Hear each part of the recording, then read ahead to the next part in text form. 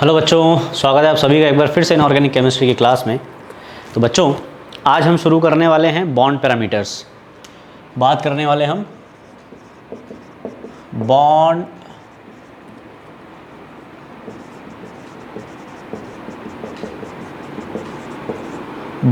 Parameters की। अब bond parameters क्या है बच्चों? जैसे कि bond length, bond angle, bond strength, bond energy, एक बॉन्ड को रिप्रेजेंट करने वाले जितनी भी टर्मिनोलॉजीज हैं उनकी बात करने वाले हैं।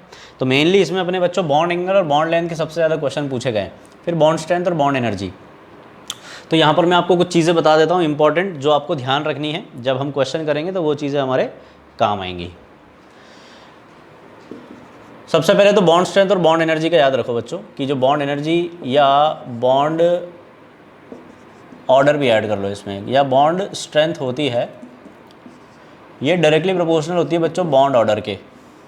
अब आप में से कईयों को बॉन्ड ऑर्डर अगर नहीं पता है तो बॉन्ड ऑर्डर क्या होता है? बॉन्ड ऑर्डर होता है बच्चों number of bonds between two atoms. क्या होता है?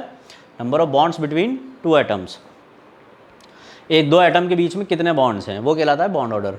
ठीक है, तो जितना ज़्यादा बॉन्ड ऑर्डर, इसका मतलब दो एटम्स के बीच में उतनी ही ज़्यादा नंबर ऑफ बॉन्ड्स, इसका मतलब उतना ही ज़्यादा अट्रैक्शन, उतना ही स्ट्रॉन्ग बॉन्ड, तो उतनी ज़्यादा बॉन्ड एनर्जी। ठीक है, एक और रिलेशन याद रखो बॉन्ड लेंथ और बॉन्ड ऑर्डर का, कि जो बॉन्ड लेंथ होती है वो बॉन्ड ऑर्डर के इन्वर्सली प्रोपोर्शनल होती है। बॉन्ड ऑर्डर बढ़ता है तो बॉन्ड लेंथ कम होती है। ठीक है, और बॉन्ड लेंथ और बॉन्ड एनर्जी में क्या डिफरेंस है कि भाई बॉन्ड एनर्जी या बॉन्ड स्ट्रेंथ की हम बात करें तो ये इन्वर्सली प्रोपोर्शनल होती है बॉन्ड लेंथ के। बॉन्ड लेंथ बढ़ती है, बॉन्ड लेंथ बढ़ती है तो बॉन्ड एनर्जी या बॉन्ड स्ट्रेंथ कम हो जाती है। भाई जितना बड़ा बॉन्ड होगा उतना ही वीक होगा, उतना जल्दी ब्रेक हो जाएगा। अब बॉन्ड एंगल जो है बच्चों, इसका वैसे तो बॉन्ड ऑर्डर, बॉन्ड लेंथ, इनसे कोई ज़्यादा खास रिलेशन है नहीं और हमें उतने क्वेश्चन भी इन पर देखने को नहीं मिलेंगे। हाँ, लेकिन बॉन्ड एंगल पर क्वेश्चन जो देखने को मिलेंगे वो मिलेंगे हमें परसेंटेज एस और पी कैरेक्टर से, कि कैसे bond angle percentage s character से, परसेंटेज पी कैरेक्टर से चेंज होता है। तो सबसे पहले हम बॉन्ड एंगल ही लेने वाले हैं। तो चलिए शुरू करते हैं।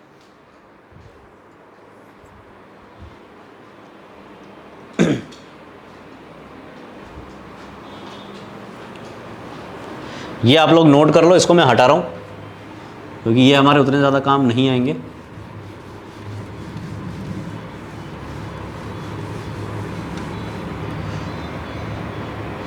चलिए बच्चों, सबसे पहले हम बात करने वाले हैं बॉन्ड एंगल की। बॉन्ड एंगल क्या होता है बच्चों? बॉन्ड एंगल क्या होता है? बॉन्ड एंगल होता है एंगल बिटवीन टू बॉन्ड्स।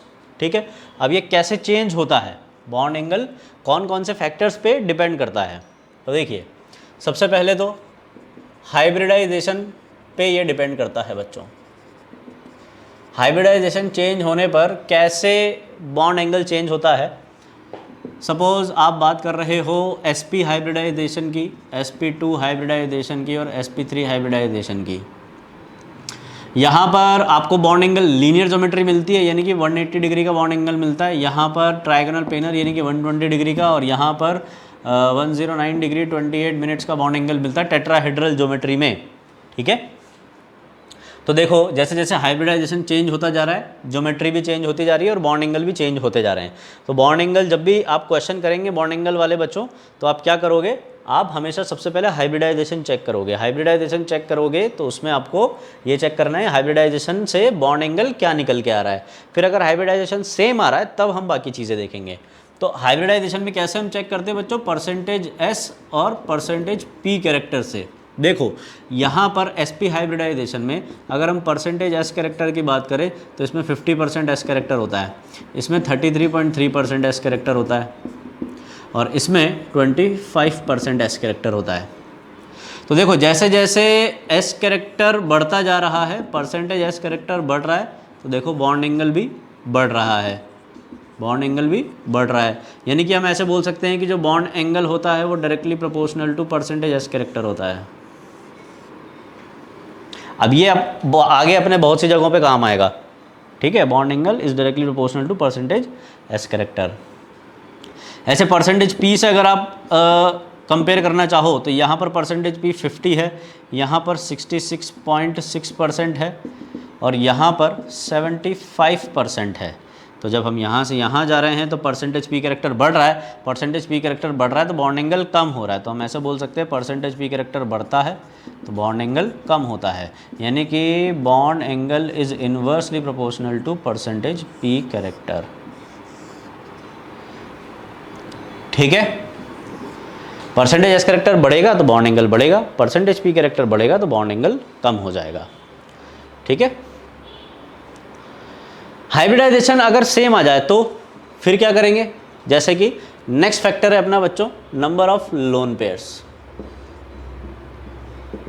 हमें बोला गया है कि CH4 NH3 और H2O में बॉन्ड एंगल कंपेयर करो। तो इसमें हाइब्रिडाइजेशन निकाला तो इसमें sp3 हाइब्रिडाइजेशन आया, इसमें भी sp3 हाइब्रिडाइजेशन आया और इसमें भी sp3 हाइब्रिडाइजेशन आया। जब हाइब्रिडाइजेशन सेम है तो बॉन्ड एंगल तीनों में सेम होना चाहिए, लेकिन नहीं, बॉन्ड एंगल तीनों में अलग अलग था। बॉन्ड एंगल तीनों में अलग अलग था कैसे, देखो CH4 में बॉन्ड एंगल अपने को मिला 109 डिग्री 28 मिनट। NH3 में बॉन्ड एंगल चेक किया तो इसमें मिला 107 डिग्री। H2O में चेक किया तो इसमें मिला 104.5 डिग्री। बॉन्ड एंगल ऐसे डिक्रीज हो रहा है। हाइब्रिडाइजेशन से में तो फिर बॉन्ड एंगल कैसे चेंज हो सकता है? हो सकता है बच्चों इस लोन पेयर की वजह से। VSC PRT हमें एक बहुत अच्छी बात बताती है, और वो क्या कि जो लोन पेयर रिपल्शन होता है वो ज़्यादा होता है lone pair bond pair repulsion से, और lone pair bond pair repulsion ज़्यादा होता है बॉन्ड पेयर रिपल्शन से। ये हमने पहले भी लिखा था।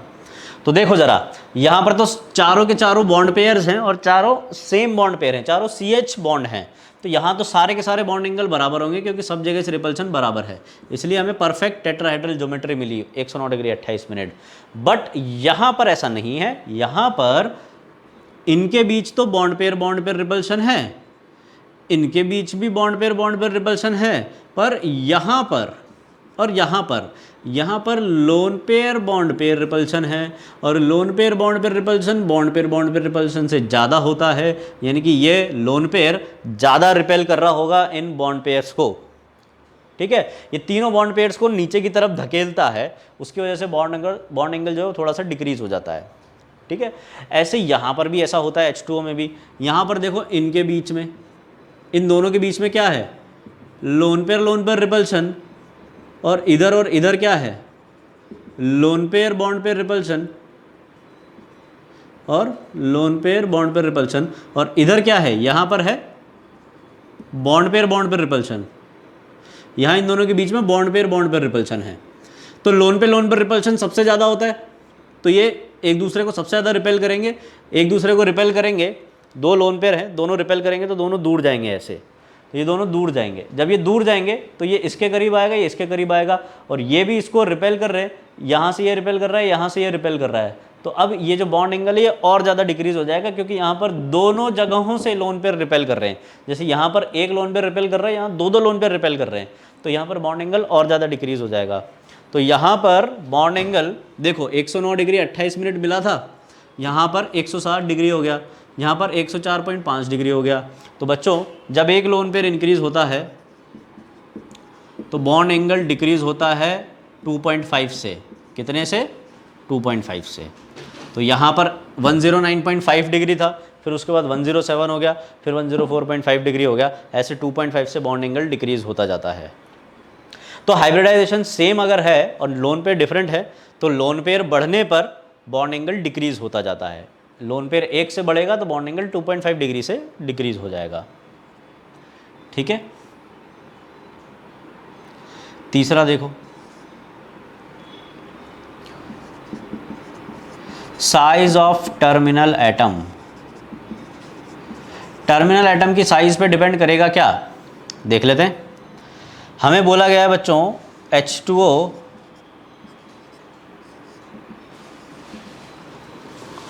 और OCl2, इसमें बॉन्ड एंगल कंपेयर करके बताना है।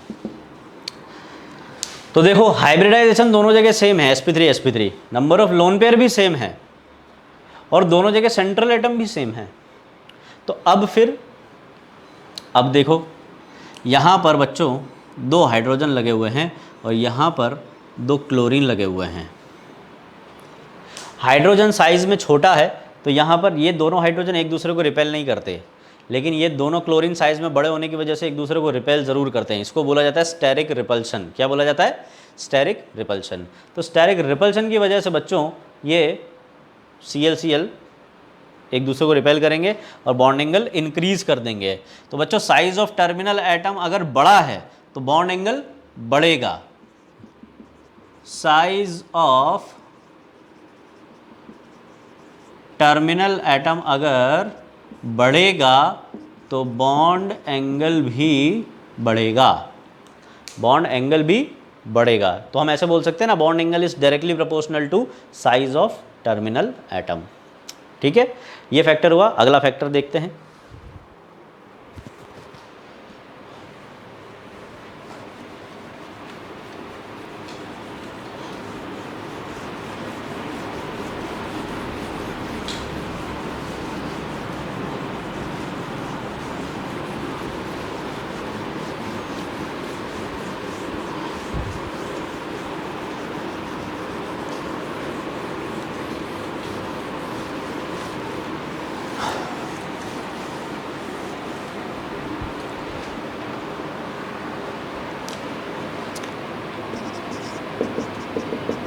Electronegativity of terminal atom.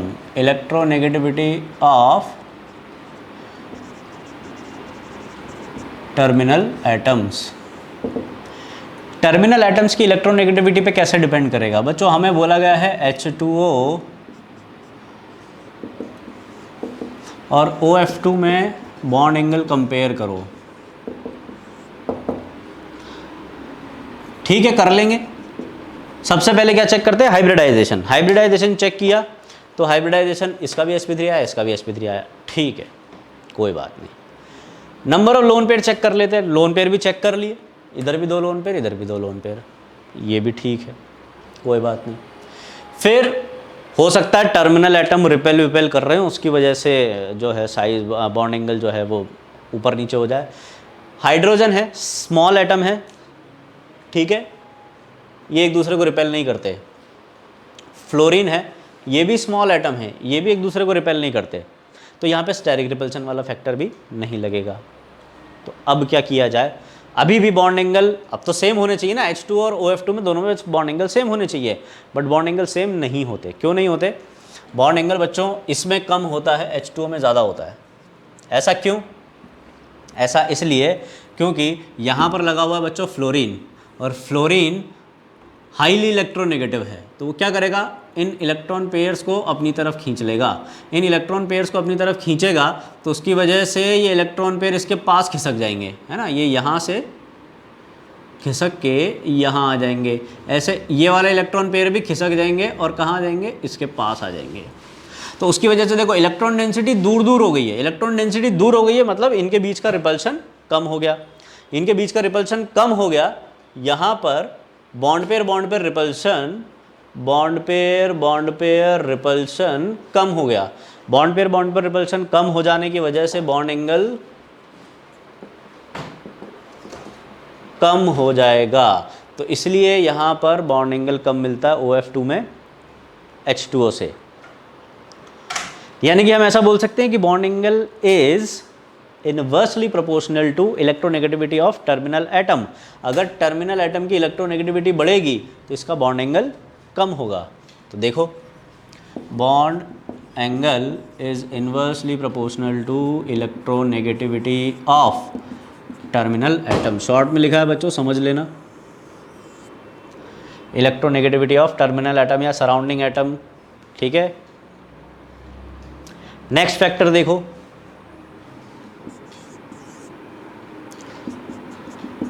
Electronegativity of central atom.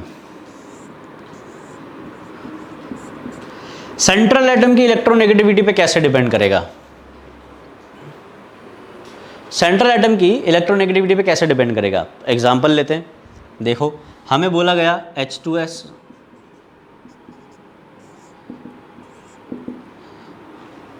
और H2O में बॉन्ड एंगल कंपेयर करो।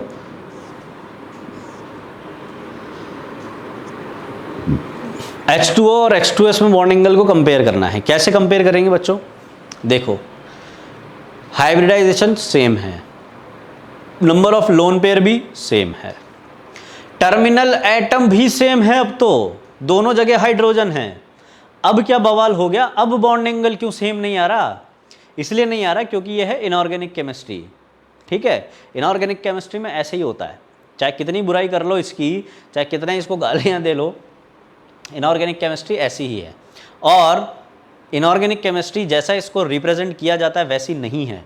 हर एक चीज़ के पीछे कॉन्सेप्ट है बच्चों। इसमें हम कुछ मानते नहीं हैं कि मान लो कि एक x है, x को ये कर लो, x को वो कर लो, x पता नहीं क्या क्या कर गई बच्चों, और तुम लोग मतलब ये सोचते हो कि इनऑर्गेनिक। ये तो बच्चों केमिस्ट्री है जो कि बिल्कुल लॉजिकल सब्जेक्ट है। अब तुम लोगों को हंसी आ रही होगी इस बात पे कि सर ने क्या बात कह दी, केमिस्ट्री को लॉजिकल कह दिया। बिल्कुल लॉजिकल है बच्चों। कोई भी चीज़ जब तक प्रूव नहीं हो जाती तब तक थ्योरी में आती ही नहीं है। जब तक प्रूव नहीं हो जाती ना तब तक थ्योरी में आती ही नहीं है केमिस्ट्री की। और फिज़िक्स और मैथ्स में, फिज़िक्स में तो पहले चीज़ें मान ली जाती है फिर उसको प्रूव करवा लिया जाता है। और मैथ्स में तो बच्चों बात ही मत करो तुम लोग। एक एक्स तो अभी तक ढूंढ नहीं पाए मैथ वाले, वो क्या कुछ करेंगे यार। तो इसलिए केमिस्ट्री से पंगा नहीं लेने का, केमिस्ट्री बहुत लॉजिकल सब्जेक्ट है। ठीक है, इलेक्ट्रोनेगेटिविटी ऑफ सेंट्रल एटम पे कैसे डिपेंड करेगा मैं वो बता रहा था। सेंट्रल एटम देखो बच्चों, यहाँ पे बाकी सब चीज़ें सेम है, सेंट्रल एटम अलग अलग हैं।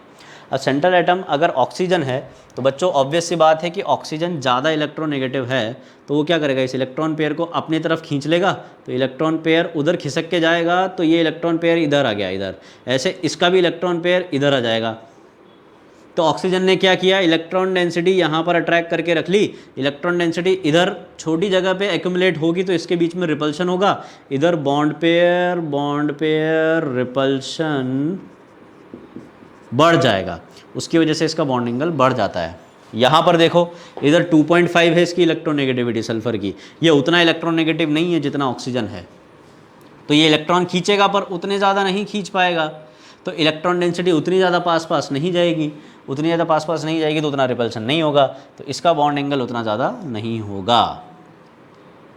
ठीक है, तो इसका बॉन्ड एंगल उतना ज़्यादा नहीं होगा, इसलिए H2O का बॉन्ड एंगल ज़्यादा होगा। यानी कि क्या हम ऐसा बोल सकते हैं कि electronegativity bond angle is directly proportional to electronegativity of central atom. Bond angle is directly proportional to electronegativity of central atom. ठीक है, ये सारे फैक्टर्स बहुत इंपॉर्टेंट है बच्चों, क्योंकि इनसे क्वेश्चन सॉरी, ये सारे क्वेश्चन जो हैं एग्जाम में आए हुए क्वेश्चन हैं, पहले कभी ना कभी एग्जाम में ये आ चुके हैं जो हमने आज लिए हैं।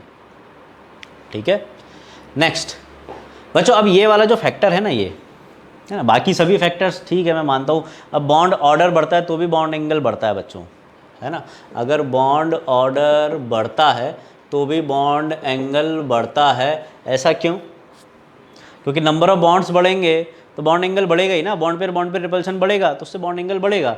ठीक है, बट बच्चों मैं जो आपको बताना चाह रहा हूँ, जैसे ये वाला जो एग्जांपल है ना, अब जैसे इसको अपन ने क्या इलेक्ट्रोनेगेटिविटी ऑफ सेंट्रल एटम वाले फैक्टर से सॉल्व किया है ना, वो ये वाला फैक्टर होता है बच्चों के लिए, उन बच्चों के लिए जो नए नए अभी इस मैदान में उतरे हैं, है ना, जैसे कि 11th वाले 10th वाले बच्चे उनके लिए होता है। लेकिन अब आप लोग अगर एग्ज़ाम देने जा रहे हो तो मुझे ऐसा लगता है कि आपको एक्चुअल फैक्टर इसका पता होना चाहिए कि कौन सा फैक्टर इसमें काम कर रहा है। यहाँ पर बच्चों इलेक्ट्रोनेगेटिविटी ऑफ सेंट्रल एटम से सॉल्व नहीं होता है क्वेश्चन। ये क्वेश्चन बच्चों सॉल्व होता है ड्रेगोज रूल से, क्योंकि H2S में बच्चों लग रहा होता है ड्रेगोज रूल। क्या लग रहा होता है? ड्रेगोज रूल।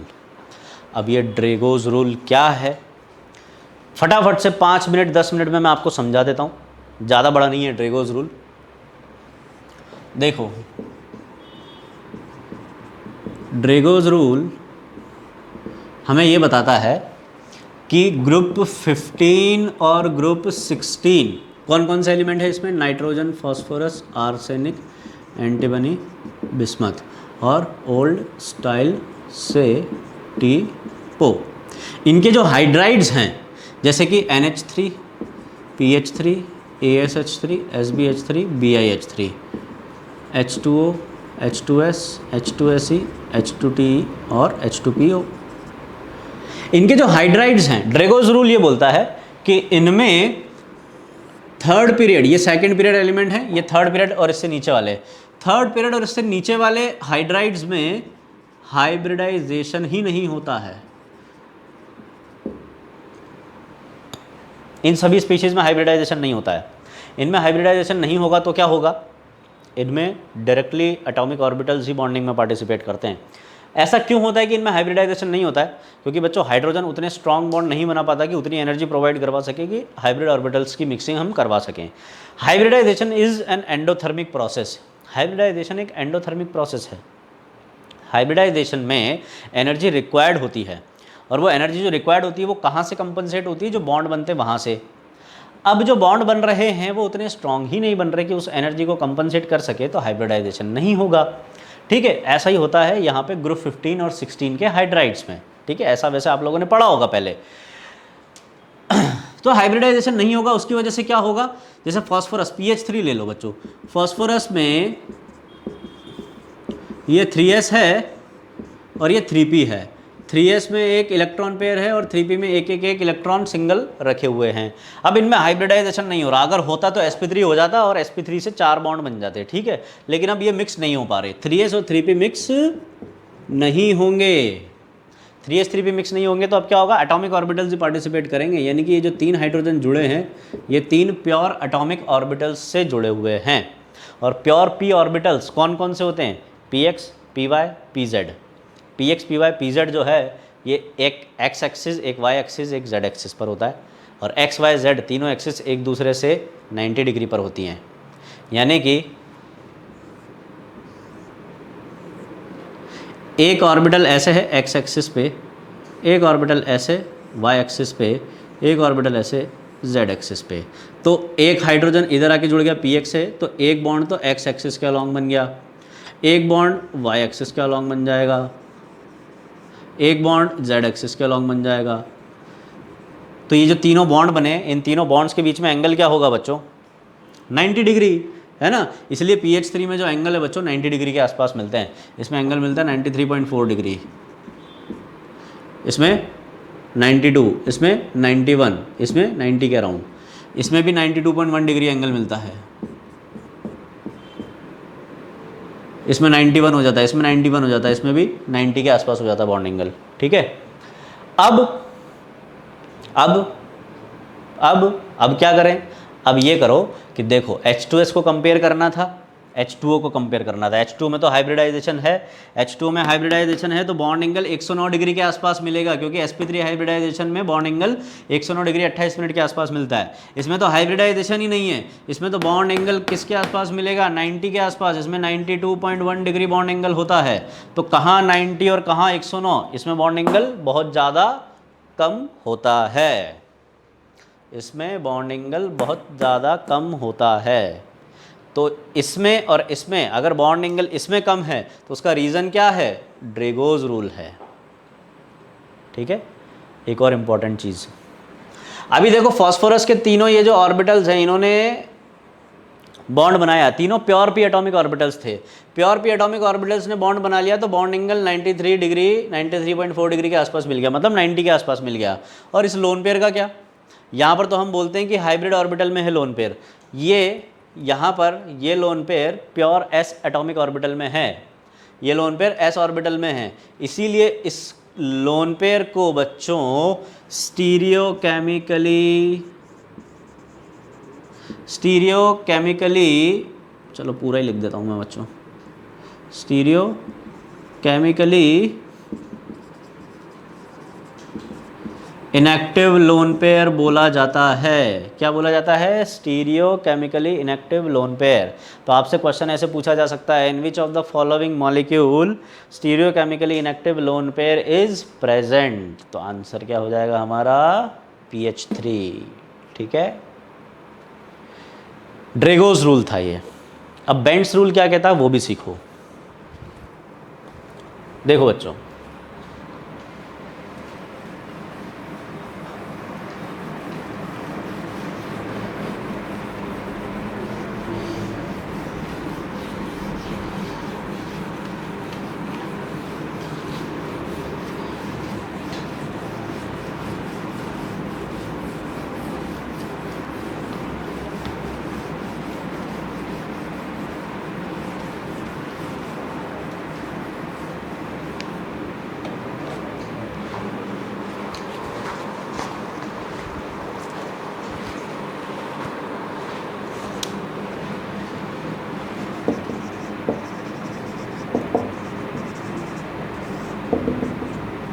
बेंट्स रूल क्या बोलता है बच्चों? ज़्यादा डीप में जाने की ज़रूरत नहीं है। बेंट्स रूल सिंपल दो चीज़ें याद रखो कि अगर कोई मोर इलेक्ट्रोनेगेटिव एलिमेंट है तो ये वहाँ लगेगा जहाँ पे ज़्यादा परसेंटेज पी कैरेक्टर होगा। दूसरी चीज़, अगर कोई लोन पेयर है तो ये वहाँ लगेगा जहाँ पे परसेंटेज एस कैरेक्टर ज़्यादा है। अगर कोई मोर इलेक्ट्रोनेगेटिव एलिमेंट है तो वो वहाँ लगता है जहाँ पर परसेंटेज पी कैरेक्टर ज़्यादा होता है, और अगर लोन पेयर है तो वहाँ लगता है जहाँ परसेंटेज एस कैरेक्टर ज़्यादा होता है, एंड वाइस वर्सा। इसका मतलब जैसा यहाँ से यहाँ आने पर हमने बोला है वैसा हम यहाँ से यहाँ जाने पर भी बोल सकते हैं। मतलब अगर कहीं पर पी कैरेक्टर ज़्यादा है तो वहाँ पर इलेक्ट्रोनेगेटिव एलिमेंट ज़्यादा वाला लगेगा, और अगर कहीं पर एस कैरेक्टर ज़्यादा है तो वहाँ पर लोन पेयर पहले लगेगा। कैसे? इसको एग्जाम्पल से समझना है ना। और बेंट्स रूल हमेशा बच्चों जहाँ सिंगल बॉन्डेड स्पीशीज़ होंगी वहीं पर एप्लीकेबल होगा। मल्टीपल बॉन्ड के केस में बेंट्स रूल कभी भी काम नहीं करता है। मल्टीपल बॉन्ड के केस में बेंट्स रूल काम नहीं करता है, याद रखना है आपको। ठीक है, आपसे क्वेश्चन पूछा गया बच्चों, आपसे क्वेश्चन पूछा गया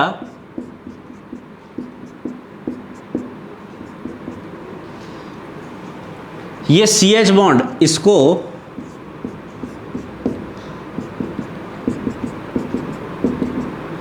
और इसको, इन दोनों को कंपेयर करना है।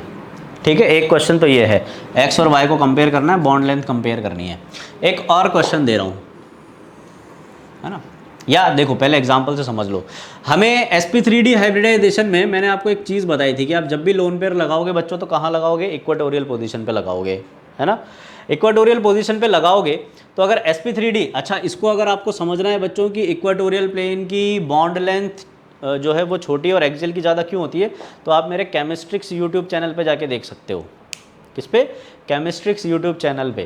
केमिस्ट्रिक्स यूट्यूब चैनल पे मैंने एक वीडियो बना रखा है, उसमें आपको एनिमेशन के साथ मैंने बताया हुआ है कि कैसे sp3d हाइब्रिडाइजेशन होता है, कैसे 5 sp3 हाइब्रिड ऑर्बिटल बनते हैं, उसमें एक्सियल बॉन्ड लेंथ ज़्यादा क्यों होती है और इक्वाटोरियल कम क्यों होती है।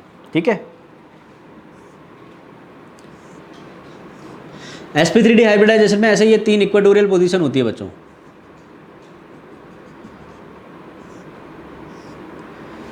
और ये 2 एक्सियल पोजीशन होती है। ये इक्वाटोरियल और ये एक्सियल पोजीशन। इक्वाटोरियल और एक्सियल पोजीशंस में से एक्सियल पोजीशन पे बच्चों यहाँ पर ये P और D की मिक्सिंग से बना होता है, PZ और DZ स्क्वायर, और ये जो 3 ऑर्बिटल है ये S, PX और PY के मिक्सिंग से बने होते हैं। तो सारा का सारा S कैरेक्टर यहाँ इन तीनों पोजीशन पे ही डिस्ट्रीब्यूट हो गया।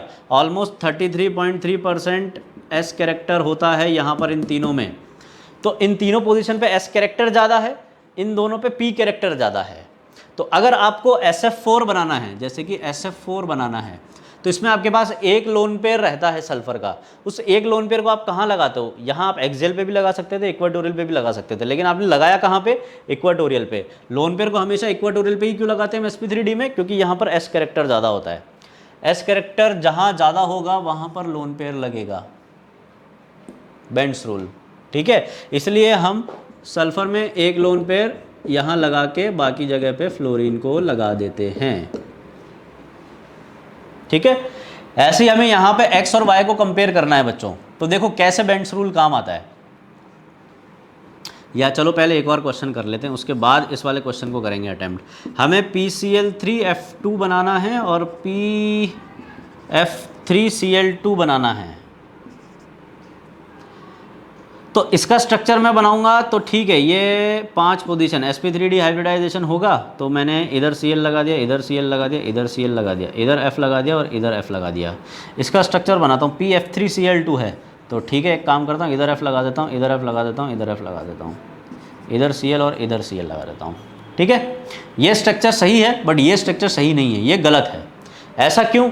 ऐसा इसलिए क्योंकि यहाँ पर फ्लोरीन की पोजीशन हमने सही नहीं लगाई है। ये जो Cl है बच्चों, ये यहाँ पर प्रेजेंट नहीं होते, यहाँ पर होते हैं फ्लोरीन। अब ऐसा क्यों?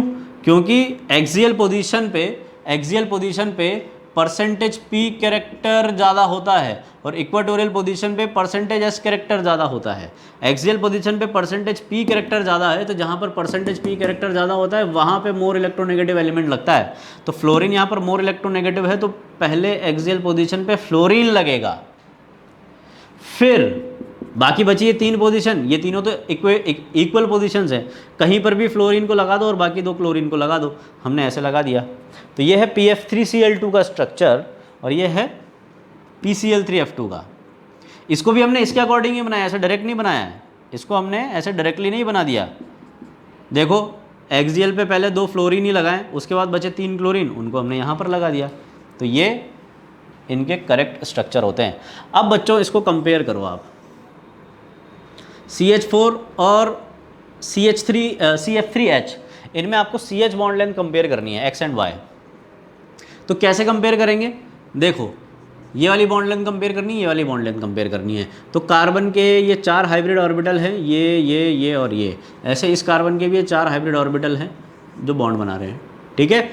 अब इन 4 हाइब्रिड ऑर्बिटल्स में से यहाँ तो सभी जगह हाइड्रोजन लगा हुआ है, तो सभी जगह बराबर बराबर S और P कैरेक्टर है, लेकिन यहाँ पर इधर हाइड्रोजन लगा है, इधर 3 जगह फ्लोरीन लगे हैं, तो इनके लग जाने की वजह से परसेंटेज P कैरेक्टर ज़्यादा है। यहाँ पे जहाँ हाईली इलेक्ट्रोनेगेटिव एलिमेंट लगता है वहाँ पे परसेंटेज P कैरेक्टर ज़्यादा होता है, तो इसमें और इसमें परसेंटेज P कैरेक्टर बढ़ेगा। इन तीनों में अगर परसेंटेज P कैरेक्टर बढ़ेगा तो परसेंटेज S कैरेक्टर कम हो जाएगा। परसेंटेज एस कैरेक्टर कम होगा तो यहाँ पर जितना परसेंटेज एस कैरेक्टर कम होगा उतना कहाँ बढ़ जाएगा, इस वाले हाइब्रिड ऑर्बिटल में। इधर परसेंटेज एस कैरेक्टर बढ़ जाएगा, तो परसेंटेज एस कैरेक्टर बढ़ता है तो बॉन्ड लेंथ कम होती है, अभी अभी हमने लिखा था, ठीक है। परसेंटेज एस कैरेक्टर बढ़ता है तो बॉन्ड लेंथ कम होती है। तो x में परसेंटेज एस कैरेक्टर बढ़ जाने की वजह से बॉन्ड लेंथ कम हो जाएगी, तो बच्चों x और y में से y बड़ी होगी, x और y में से y बड़ी होगी। अभी मैं अगर चाहूँ तो आपसे एक और क्वेश्चन यहाँ पर पूछ सकता हूँ, बच्चों मुझे बॉन्ड एंगल बताओ, ये बॉन्ड एंगल A और बॉन्ड एंगल B, ये बताओ।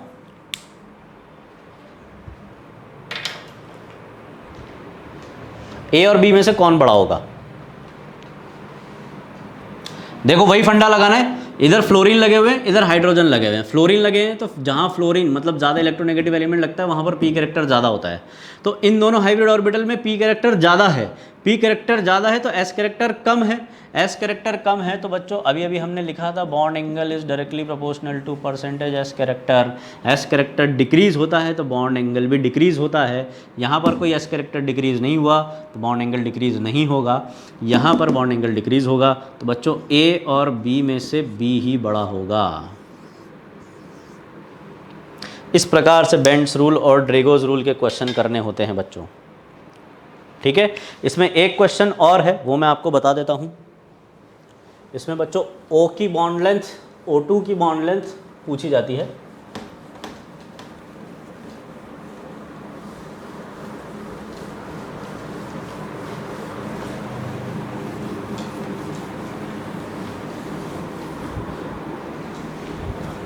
क्वेश्चन है बच्चों, OO बॉन्ड लेंथ कंपेयर करनी है आपको H2O2 में, और OO बॉन्ड लेंथ आपको कंपेयर करनी है O2F2 में, ठीक है। और आपको O3 O2 छोड़ो, इसको रहने दो, इसी में बॉन्ड लेंथ कंपेयर कर लो बच्चों, ये X और ये Y। बेंड्स रूल लगाओ और बॉन्ड लेंथ को कंपेयर करो। देखो कैसे किया भाई, यहाँ पर भी OO बॉन्ड लेंथ है, यहाँ पर भी OO बॉन्ड लेंथ है। इधर देखो, यहाँ पर लगा है हाइड्रोजन, यहाँ पर लगा है फ्लोरीन। अब फ्लोरीन लगा है तो ऑक्सीजन के पास यहाँ पर 2 तो लोन पेयर है और 2 सिग्मा बॉन्ड बने हुए हैं। तो ये वाले जो हाइब्रिड ऑर्बिटल है, इसमें फ्लोरीन ने परसेंटेज पी कैरेक्टर बढ़ा दिया। जहाँ पे ज़्यादा इलेक्ट्रोनेगेटिव एलिमेंट लगा हुआ होता है, जहाँ पे मोर इलेक्ट्रोनेगेटिव एलिमेंट लगता है, वहाँ पे परसेंटेज पी कैरेक्टर ज़्यादा होता है।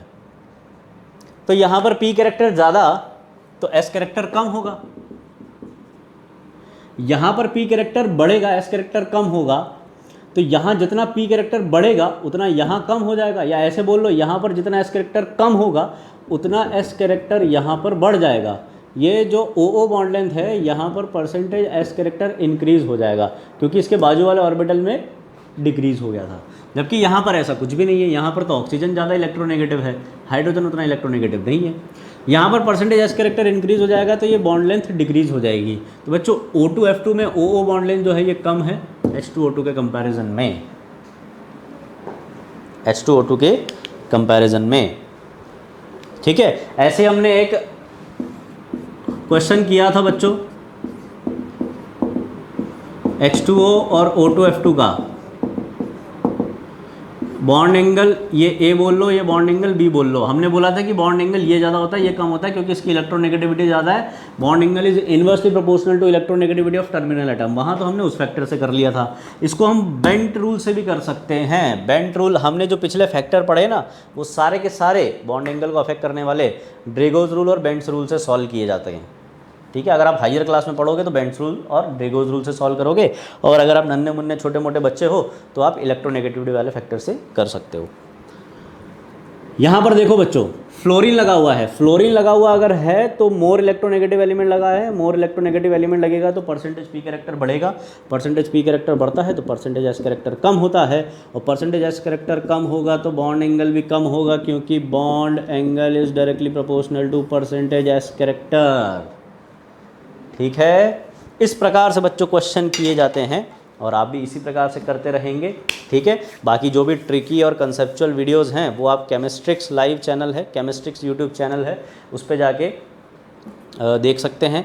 केमिस्ट्रिक्स को आप इंस्टाग्राम और फेसबुक पे भी फॉलो कर सकते हैं, वहाँ पर भी मैं अलग कंटेंट डालता हूँ। जैसे इंस्टाग्राम पर मैं अलग अलग रील्स और अलग अलग पोस्ट जो होते हैं केमिस्ट्री से रिलेटेड इंटरेस्टिंग वाले वो डालता हूँ, और केमिस्ट्रिक्स यूट्यूब चैनल पर मैं वीडियोस बना के डालता हूं, तो आप उसको जाके फॉलो कर सकते हैं, ठीक है। यहाँ पर आपको फिजिक्स केमिस्ट्री के बहुत सारे वीडियोस मिलने वाले हैं। ये तो अभी सिर्फ क्रैश कोर्स है, आगे भी वीडियोस आपको फिजिक्स और केमिस्ट्री दोनों के मिलते रहेंगे।